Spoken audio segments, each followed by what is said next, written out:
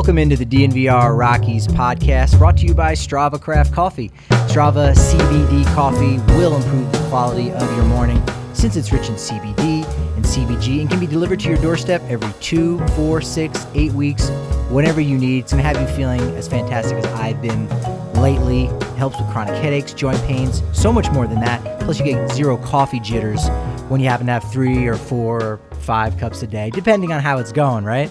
Now you can get 25% off your first purchase on StravaCraftCoffee.com when you use code DNVR25. I'm your host, Patrick Lyons, and joining me today is a very special guest.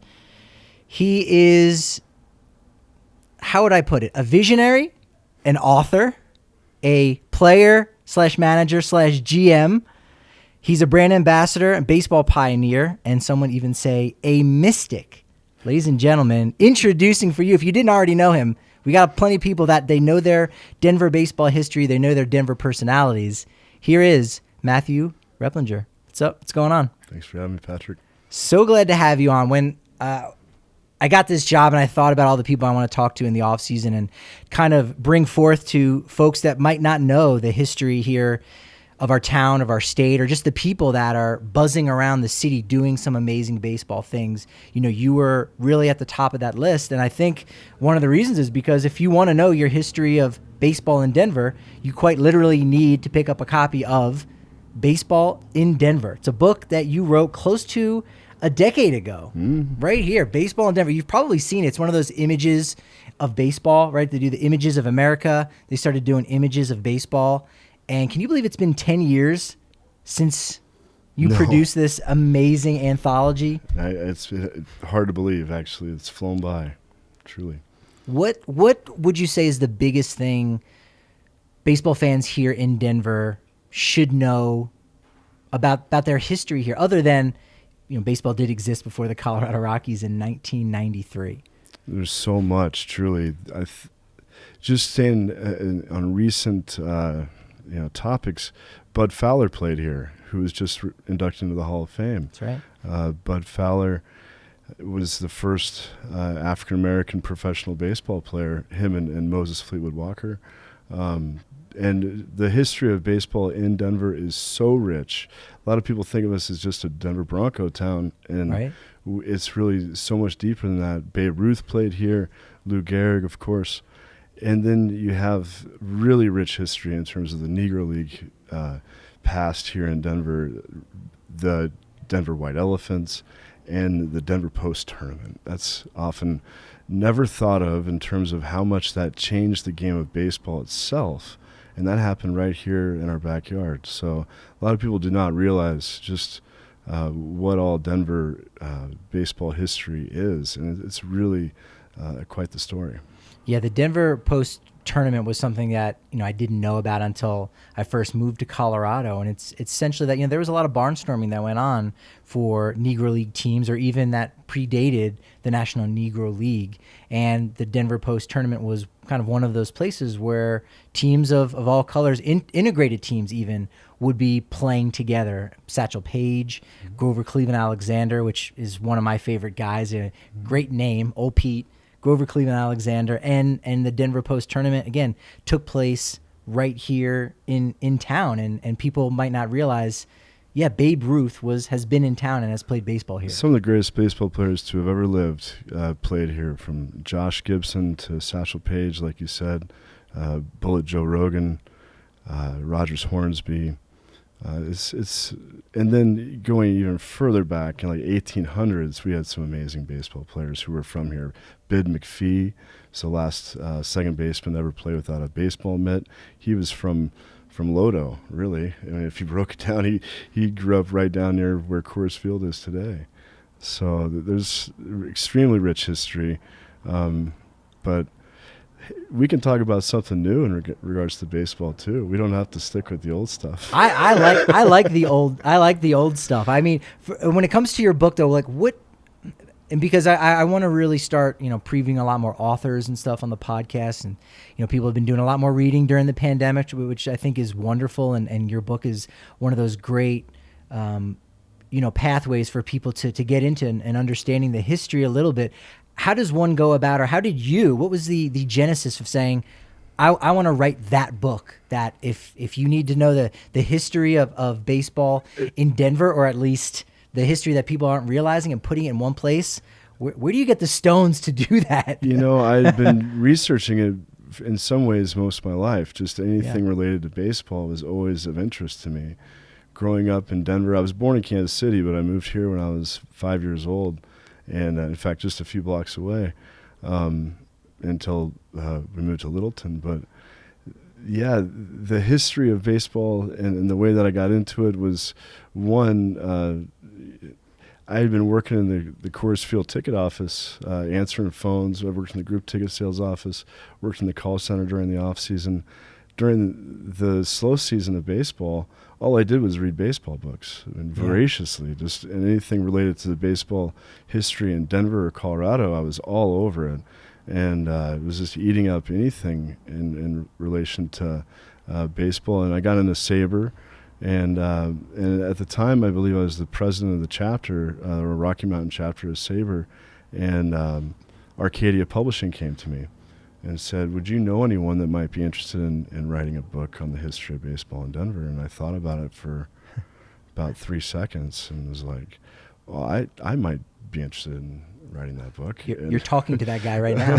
Well, yeah, it just I don't have to ask anybody. I've been somewhat studying the subject for some time. So, it's amazing the way things have come full circle, because, the very first professional sports team in all of the state of Colorado was the 1879 Denver Brown Stockings. It's almost unfathomable to think of the coincidence that 130 years later, me and my buddy found a baseball team called the Denver Browns. And it just so happened that our connection to the name Denver Browns, the cities, is long-standing. We played a 15-game series against the Utah Deserettes in 1879 for $5,000.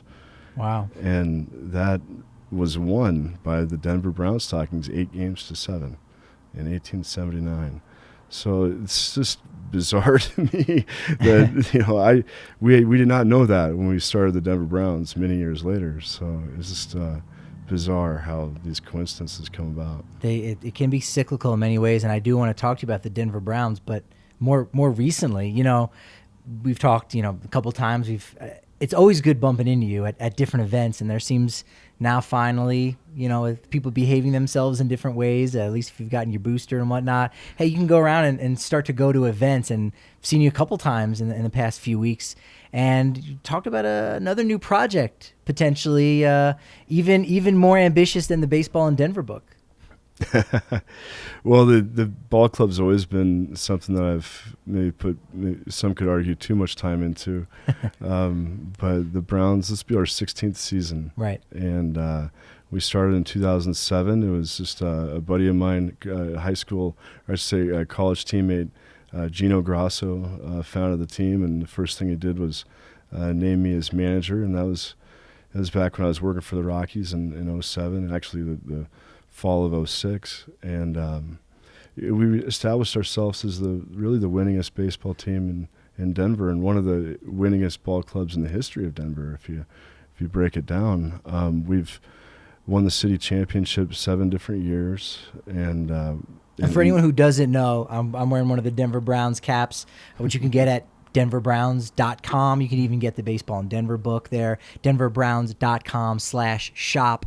And yeah, it's a semi-professional baseball team. You guys travel a lot of games on your schedule. You play at North High School here in Denver, and you even have little promotions. You have comedians coming out telling jokes, live bands in between innings. It's Denver Browns is legit, as you're saying. Our mission statement has always been to break the mold of amateur and semi-professional baseball in the city of Denver by being the best in everything we do, from the field to the community. And we try to embody that really, every day going forward. My assistant GM here is with me, Colin, and I'm so thankful really for having all the people involved in that over the years that we have. I mentioned Gino. especially Gino and another guy named Chris Campassi, who was our first team captain, and currently our team captain Trent Cutler, and our team manager Mike Anisco, and guys, my third baseman Matthew Repplinger, and all the different talented guys we've had over the years. Our current ace Houston Hibbard, this guy's one of the best pitchers around, and people ought to be paying to watch us play. I'm not kidding. Yeah. But we're thankfully available to the public, really at the cost of gas.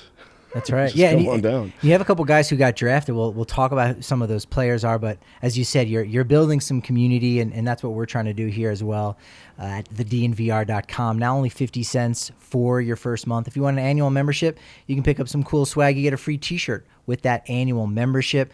We got the bar right here on the corner of Colfax, New York. When you're a member, you even get a bigger beer, which you can't beat. We got watch parties going on all the time when the league isn't canceling games, whatever that league may be. But Avalanche, Nuggets, if they're playing a game, you can bet that we've got a watch party here with the sound on. It creates such an amazing atmosphere. Again, that's the DNVR.com. If you've seen any of our gear, any of our shirts and hats around, you can pick those up at DNVR Locker.com as well. You do know Breckenridge Brewery is the official beer of DNVR, but they're also our official seltzer as well. It's good company hard seltzer. We got it in stock here at the bar. You can get it at King Soopers, Costco, wherever you pick up that stuff. Get a 15-can sampler, the Tap Pack, as we like to call it, for number 15, Rymal Tapia. They're donating money to the National Parks Conservation Association as well, so really make sure you're supporting them. Breckenridge Brewery's good company hard seltzer. Football fans, got to talk to you right now because we've got an action-packed, high-scoring NFL game is better than anything. But right now, the latest no-brainer from DraftKings Sportsbook, an official sports betting partner of the NFL, is that you're going to be a winner once a single point is scored. That's it. Seriously. New customers can bet just $1 on either NFL team to score, and when they do, you win $100 in free bets. It's that easy and rewarding. DraftKings customers can also get skin in the game with new same-game parlays. So you combine multiple bets from the same game, and the more legs that you add, the more money you can win. It's safe, secure, and reliable, and best of all, you can deposit and withdraw your cash whenever you want. So download the DraftKings Sportsbook app now and use promo code DNVR. Bet just $1 on any team to score and win $100 in free bets. That's DraftKings Sportsbook, an official sports betting partner of the NFL. Must be 21 or older. Colorado only. New customers only. Restrictions apply. See DraftKings.com/sportsbook for details. Gambling problem? Call 1-800-522-4700. I know normally we would be having just come off the heels of the winter meetings and talking and getting excited about the 2022 season, but you're always thinking ahead. You're always doing different things. So I imagine you've got something in the work for the Denver Browns. I know in years past, with the relationships that you've had with players who've come through Denver or an MLB, we'll talk about your MLB connections, but in the past you've offered up contracts to guys like Clint Barmas, Chris Iannetta, Brad Lidge, even Jose Canseco and Roger Clemens. That's an interesting tale for another day. But you were able to sign former member of the 2007 Colorado Rockies, NL champ, Jason Hirsch, to a little deal. Can we break some news here? Are there rumors and rumblings of anyone else coming up in the next season? I wish that I had some big name. There is a lot of big stuff happening in relation to the Denver Browns, and I, with the exception of talking about the already cool stuff and having live music at all of our games next year, we do have intentions of playing night games next year at a particular location, nice. Week in, week out. Without divulging too much, there's a movement within the city to bring something much bigger in terms of baseball to the city of Denver, and we have intentions of doing that. So I don't know exactly what else to say in relation a metamorphosis for the Denver Browns. Yes, you might say that, and it's when it becomes news, everyone will know. So it's exciting, and but we are in the process of maybe changing hands in terms of majority ownership. So yes, there are some major things that are about to occur, But I'm not going to talk too much in relation to that. I would love to talk about other things in relation to the Denver Browns. Matt Barker, for instance. Yeah, that was something in knowing what I know about the Denver Browns and baseball here in Denver is a story that has been covered before, but not talked about that much. And I know you've got a lot of inside track, and people should know the story of Matt Barker. Well, I hate to change gears so quickly, but the Browns are definitely one of the more socially progressive baseball teams. Absolutely. And we do feature one of the few openly gay baseball players in America, my buddy Matt Barker. And with that being said, just to kind of double down on how progressive we are, one of our teams features a female manager. Oh, we know this well. Yeah, she's been on your show before. That's right. Kristen Gentner, you know her as Nighthawk. She's at the bar a lot. She's behaving, but that's true to form for a lot of managers. Dr. Right? Genter. It's funny that you mention it. Her baked goods are literally the ones sitting on the counter right here. Well, there you go. Golly, yeah, we're all family. I knew here. she was in Hawaii most of the month, but how long has she been back? She owes me a phone call. But yeah, I want to proudly say that Kristen Genter is a manager of a team that we have in our system, and plan to hopefully have Kristen manage more of our teams going forward. So that's pretty cool. But yeah, in relation to Matt Barker, Kristen Genter, we also have another ball club called the Mile High Green Elephants, which is an ode to the Denver White Elephants. And they play in the 18 AAA of the NABA. And they started out really as a feeder team to my Denver Browns, but they've kind of become a team with its own identity, and they don't like to be the JV to the Browns. They're their own team now, and it's pretty cool to see them play. And our hopes is that they'll be playing at 4 o'clock leading up to our 7 o'clock Denver Browns game. So you'll be able to see a doubleheader each time you head out to the ballpark. The price of admission was already great, and now you're getting 2 for the price of 1. Value. Can't beat that. Well, you yourself, I think lead that progressive spirit, because I know when you worked for the Rockies, you helped institute the first LGBT night in MLB. Is that correct? That is, yeah. And I, pardon the pun, am quite proud of that. Sure. That was one of the first, if not the first, Pride Night in Major League Baseball history. And that would have been in 2006. And, the Major League Baseball has seen that trend happen nearly throughout all of Major League Baseball now, which is pretty neat. So, yeah, that's for sure something that I have started to create. And that's probably what helped me speak the language within MLB front offices to implement the yoga days that I've been thankful to do with about half of Major League Baseball teams. Yeah, pro-positive yoga, as you said, I've been around instituting that in Major League ballparks, minor league ballparks as well, and kind of bringing some spirituality to the ballpark and having people listen to their inner voice. That's definitely been something that's going on a lot in professional sports, is more focus on mental health and, understanding that, look, just because you're getting paid a lot of money doesn't necessarily give people the right to do certain things, say certain things, and that, we need to listen to our inner spirit. And yoga is something that it's been a while since I've done it, but I still apply it a little bit in my life and in various ways. And I know that's also part of your story, Matthew. Is are you properly a yogi? Dare I say? Sure. Yeah. Yeah. I'm on my mat most days, and I incorporate yoga, 8 limbs of yoga, and really everything I do. So you could most definitely say I'm a yogi, student and teacher. Absolutely. As you said, the Mile High White Elephants is an homage to the Denver White Elephants, a Negro League team that I think they got their start in the Denver Post tournament. I don't know if they existed before that exactly. But that's, we've been critical here on the DNVR Rockies podcast about the Rockies not really acknowledging their history as much as they should. So many teams have their own little Hall of Fame. I was listening to a conversation recently about, the National Baseball Hall of Fame in Cooperstown, how, it should be the Hall of Legends, the Hall of Fame. And, maybe some Hall of Very Good guys will get in. But really, each team, when they have their own team Hall of Fame, that's the Hall of Very Good. And the Rockies need to do a better job of that.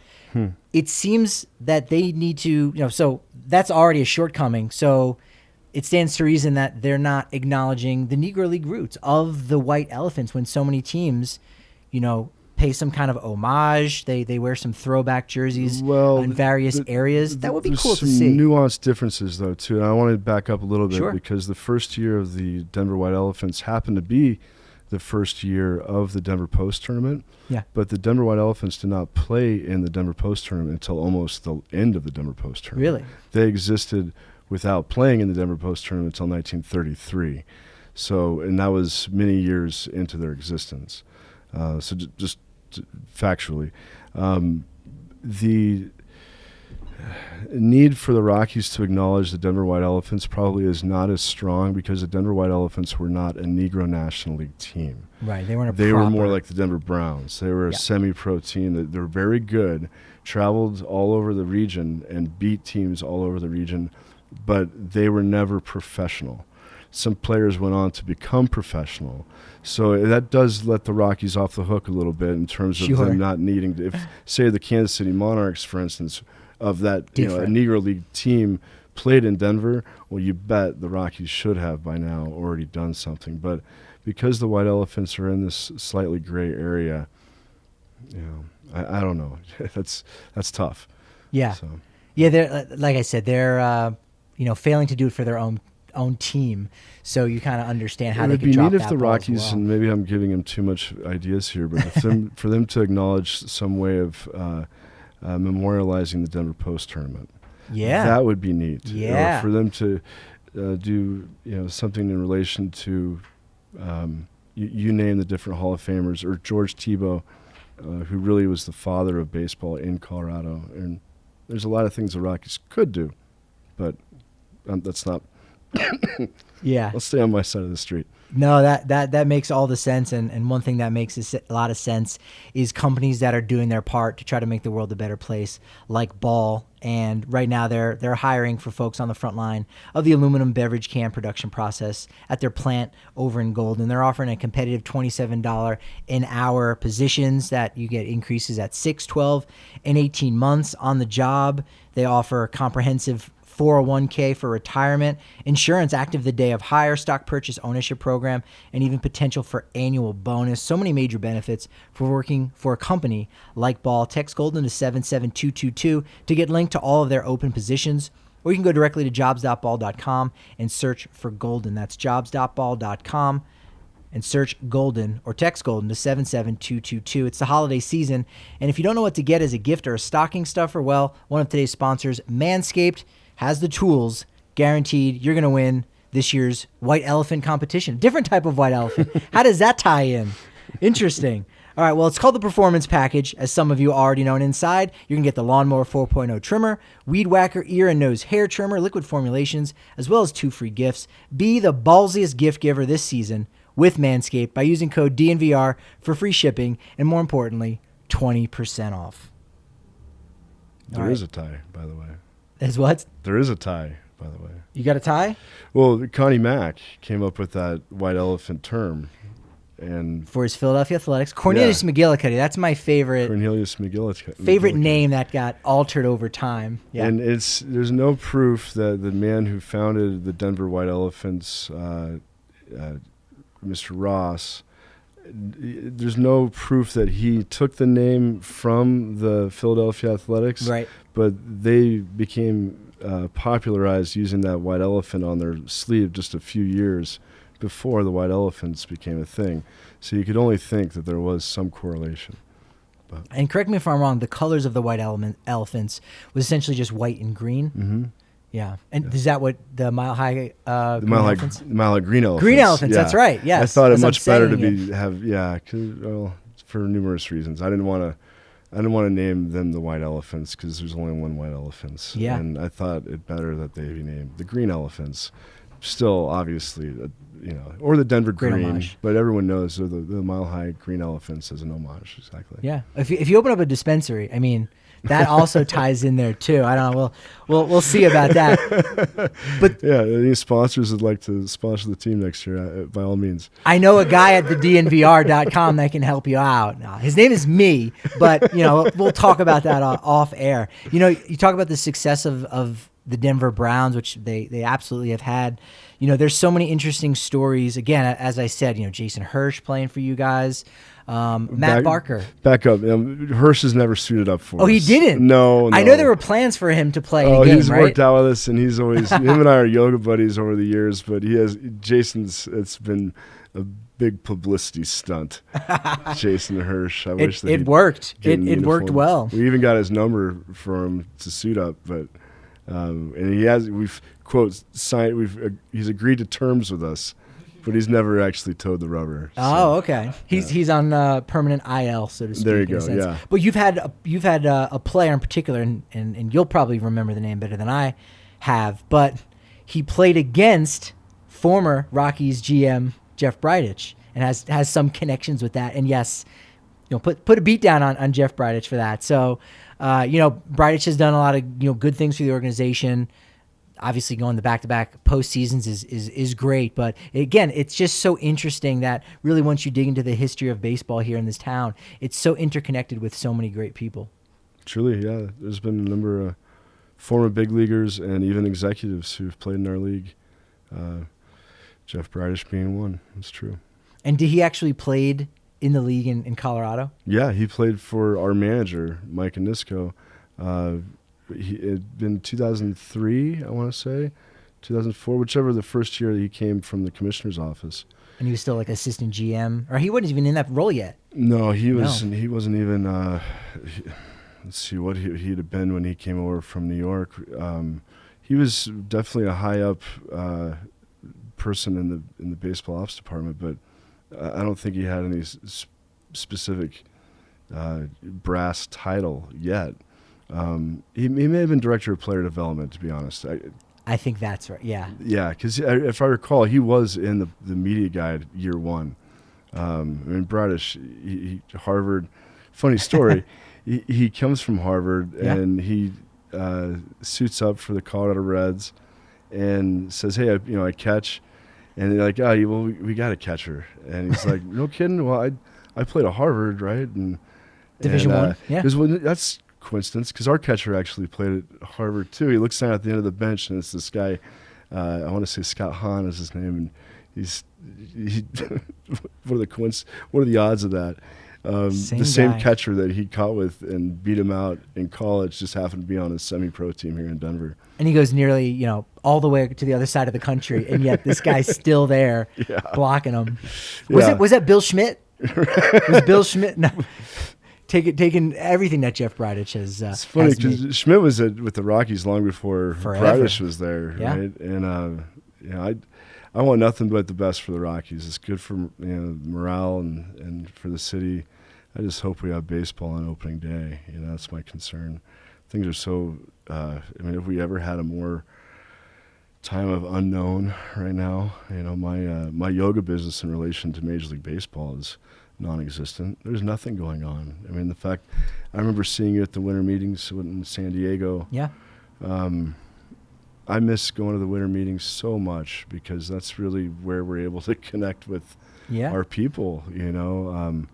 As many people who love baseball in Denver, and that I'm friends with here in town, it's such a great 3.5, 4 days every year to be able to connect with like-minded people from all over the country, all over the world. Beautiful reunion. And it just makes me so sad that 2 years now we've had no gathering like that. And when will we do it again?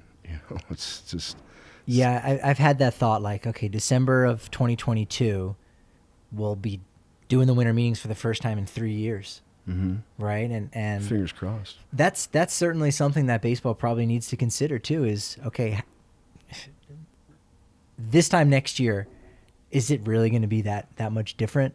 And if not, well, you might need to plan for something like that so that we don't have a third year in a row of not gathering in a safe way and doing business and just catching up too. McGregor Square. That's it. Central. Let's have everybody here make the Mumfords more money. We all want that, right? And the idea of it being right in the backyard of Coors Field would be a great place for long-term, year after year after year. This is my ploy to Manfred. Let's just put the winter meetings here in Denver. Permanently. I'm down with that. that would certainly work in more ways than one. You talked about the lockout.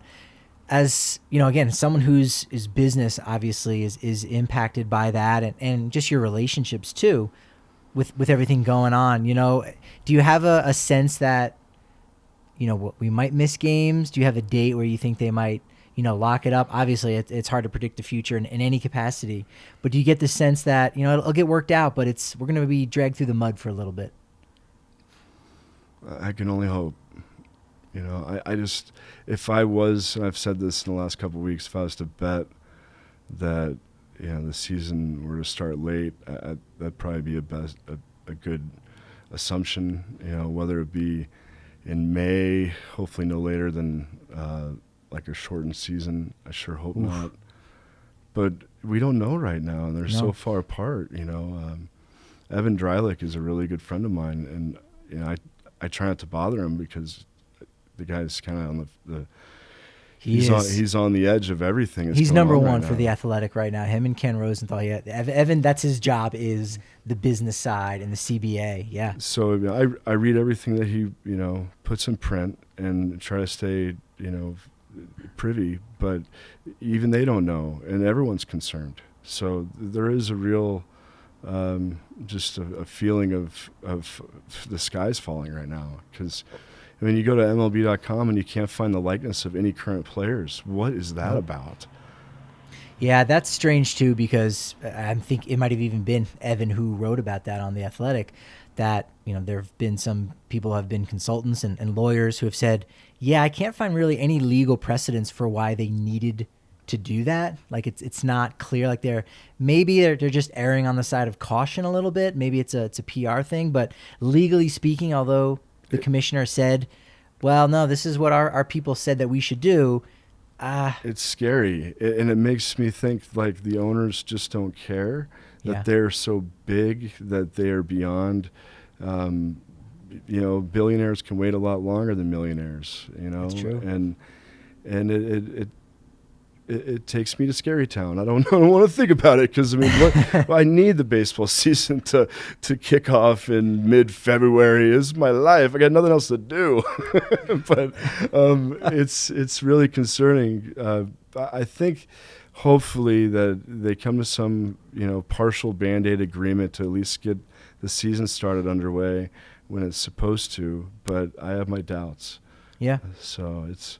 In 94, I think that was essentially the situation where they had a Band-Aid to play the season and work it out, and the players said, okay, well, we actually now have the opportunity to have the power. They went on strike, and there was no World Series, so we can't have that. It's almost like we can't have a Band-Aid. It has to be an almost ironclad. This lockout does make it seem so authoritarian that it's like, go ahead and strike if we're to allow this, because we'll just go back to locking you out. We are the owners are the ones that really do have the leverage, which is scary, but that's the truth. They could break the union if they so wanted. They could, if they wanted, just say, we're going to get new players, and if you want to, you know, cross the picket line.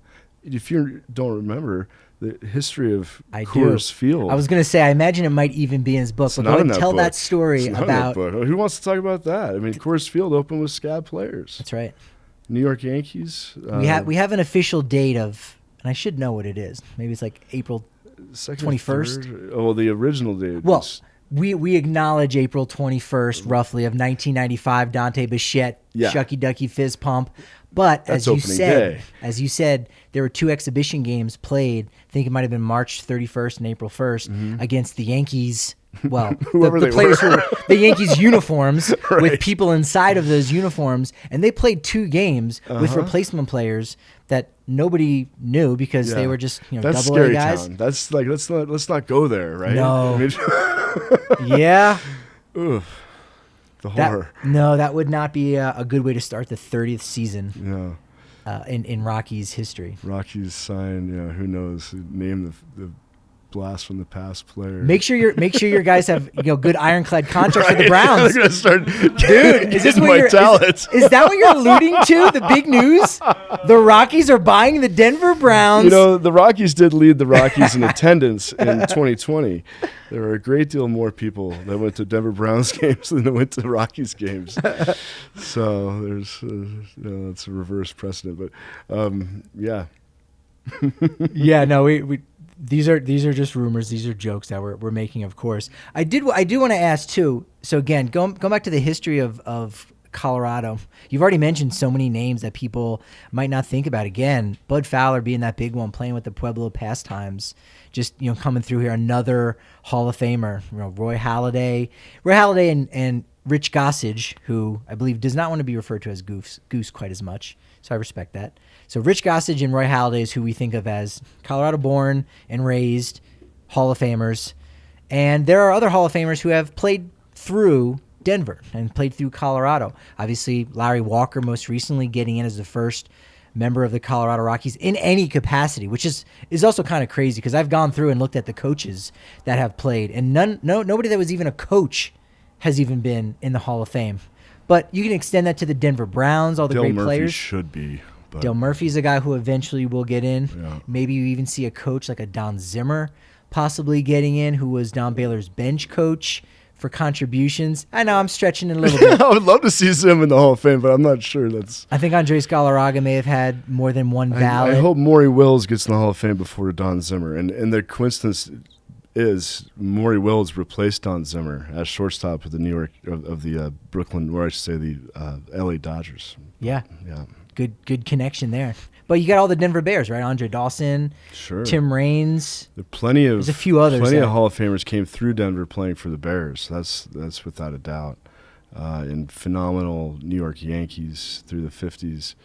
And then all the different players and managers who came through managing against the Denver Bears. Yeah. It's an insane Great list, point. right?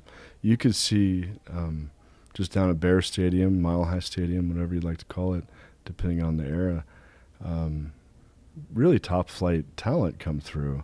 But I mean, I grew up going to Bears games and Zephyrs games in the 80s, and I remember seeing Mark Whitten. Hard hitting Mark Whitten. Yeah, for like the Syracuse Chiefs. And I got to have lunch with Joey Meyer a few years ago. Legend. Truly a Denver legend. Zephyrs legend. Mm-hmm.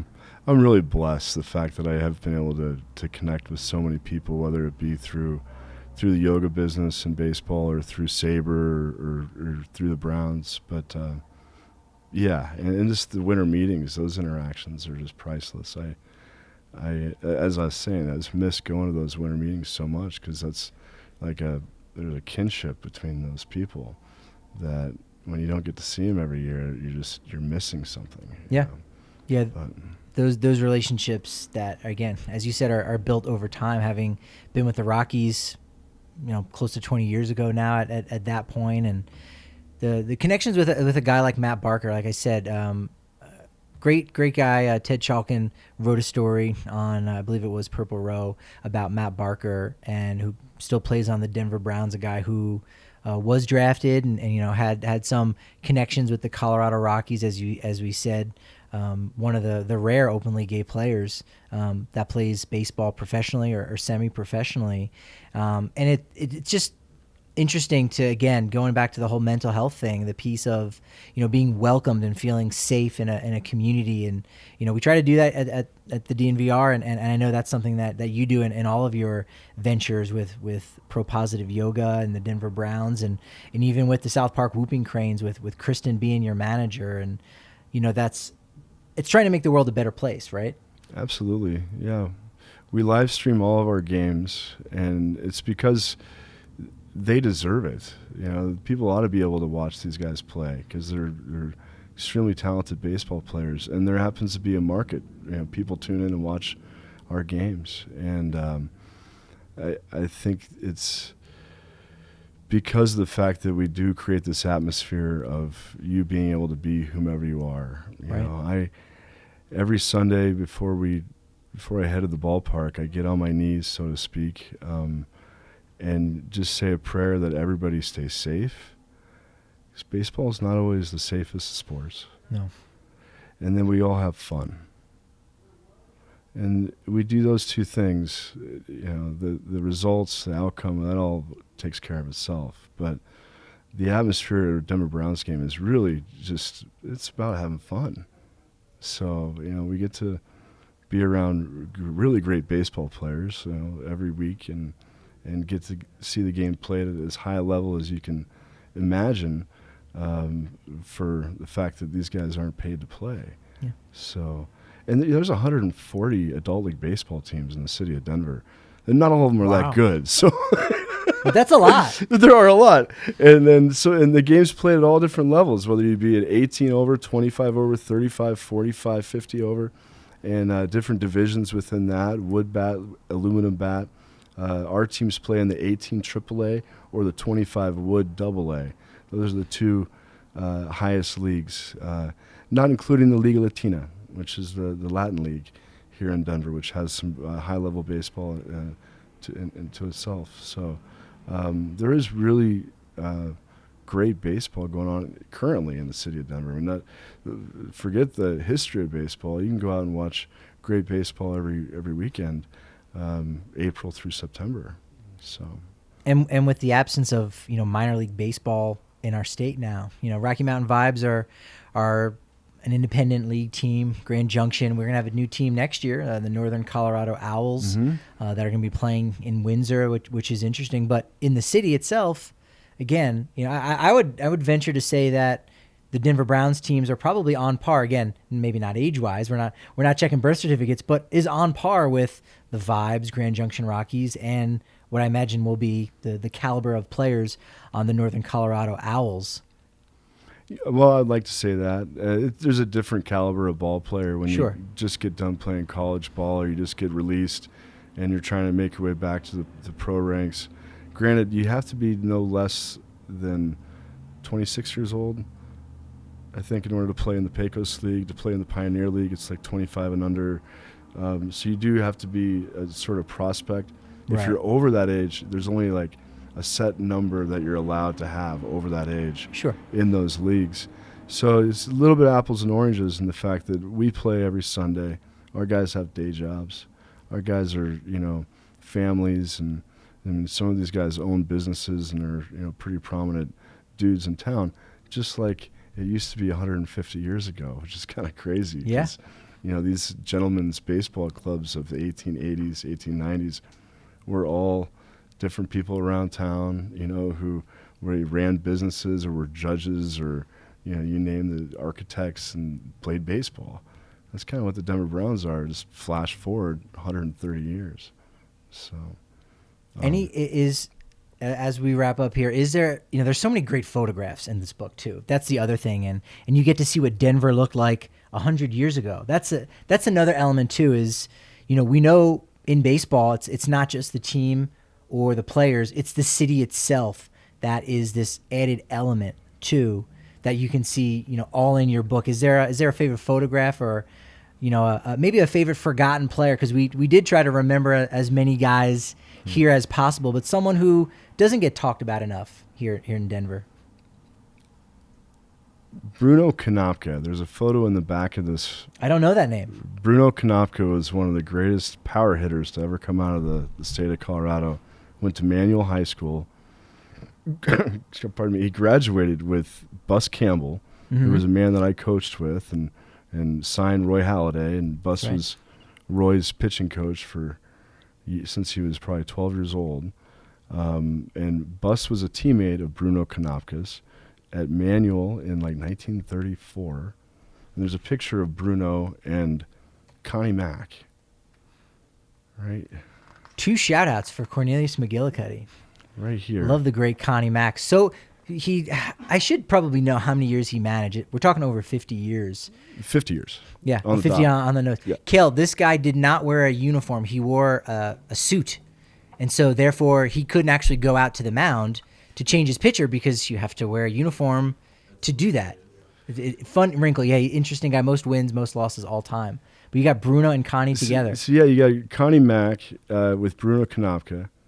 And then on the very front of the book, you have a picture of Bus Campbell, who was a teammate of Connie Mack's. Also a pitching coach, who worked up Boulder Collegians.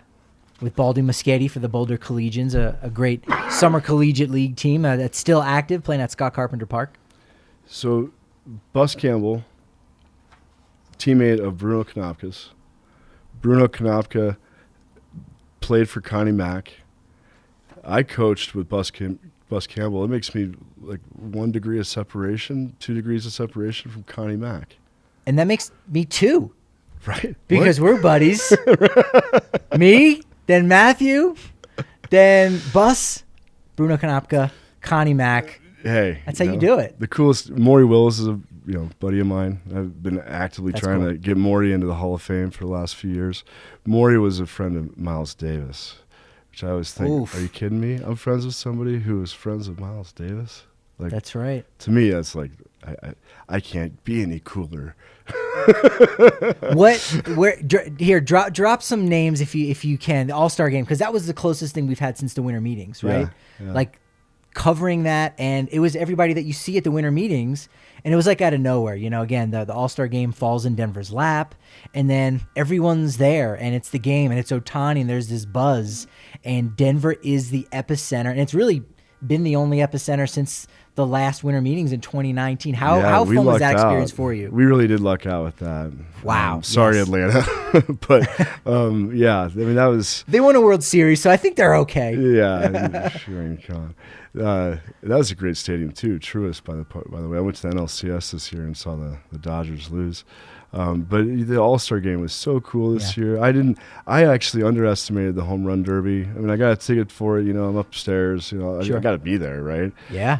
I didn't realize just how awesome it would be. I was totally blown away. I was thinking even like if I want to leave early, I can leave early. Like I was giving myself an out. I was there alone. I didn't have any buddies. I met up with people there, of course, but I didn't. I went there alone. But I wanted more by the end of it. It was almost a little anticlimactic because the All-Star game was still great, of course, but the home run derby really made it. That's another reason they should have the All-Star game in Coors Field like every 5 years or something, just because of the home run factor. I'm hoping because MLB needed Colorado to step in, or someone to step in with everything that went down, in April, that someone negotiated with Dick Monfort and said basically, look, you'll get it this year, but then we'll also give it to you in like 10 years, or we'll give it to you in 2029. Whatever it is, bring it back again. What we need this year is the World Baseball Classic back, and it would be the perfect year to have it were it not for the pandemic. But the fact that guys aren't playing, let's do the World Baseball Classic, but Major League Baseball owns the World Baseball Classic. That's the thing with it, right? That's not going to happen. As you the last thing I want to say before we wrap up is, like you said, with the Derby, how great it was. I think it was, and they've probably always done this. I was at the '96 All-Star game in Philadelphia with the Derby, and it was cool. It was fun. But they were playing music while the guys were hitting, and it was, music that the guys were like vibing to. And so not only are you seeing these, colossal home runs hit and this amazing athletic endeavor, but you're kind of grooving to the music. You might not know what song's playing, but you're feeling it. So you're getting it from all of the senses, right? You're smelling hot dogs, whatever it may be. And you're right, it really was perfect. I'm a bit of a purist. I don't like the sort of NBA assessment of Major League Baseball, but that was worth special. Yeah, I definitely appreciated that. So it was special. And Matthew, you're special. And make sure you go to our special website, denverbrowns.com/shop. You can get baseball in Denver. You can get a cool hat like I got now. Anything else, any other sites or any other endeavors that you are kind of working on right now you want folks to check out? I own a company called Varsity Yoga, Colorado Varsity Yoga, and we work with athletic directors in bringing yoga and yoga instructors, mindfulness instructors into athletic departments, working specifically with high school athletes. So Pro Positive Yoga is the company that works with Major League Baseball teams. Colorado Varsity Yoga is my team that works with high school teams. So I appreciate you asking. Yeah.